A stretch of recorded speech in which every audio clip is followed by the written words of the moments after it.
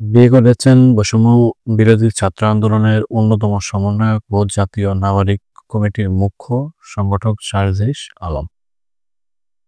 শুক্রবার সন্ধ্যায় স্থানীয় সরকার এবং যুব ও ক্রীড়া উপদেষ্টা আসিফ মাহমুদ সজীব ভুঁইয়া ও বৈষম্য বিরোধী ছাত্র আন্দোলনের আহ্বায়ক হাসনাত আবদুল্লাহ ফেসবুক পোস্টে এই তথ্য জানিয়েছেন।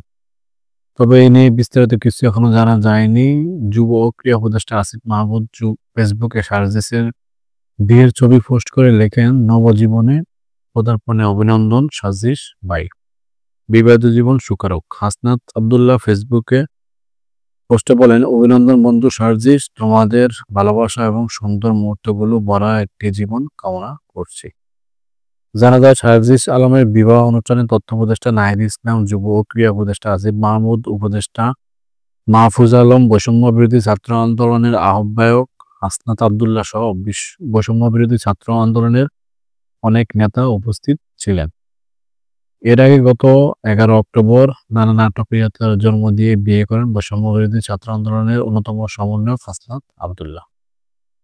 তার আগে 11 অক্টোবর নিজের ভেরিফাইড ফেসবুক পোস্টে নাটকীয় এক পোস্ট দেন হাসনাত আবদুল্লাহ। নিজের বিয়ের কথা সবার কাছে আড়াল করতে এই নাটকীয়তার জন্ম দেন হাসনাত ও অন্য সমন্বয়ক সহ সমন্বয়করা। পরে সেটি সামাজিক যোগাযোগ মাধ্যমে বেশ ভাইরাল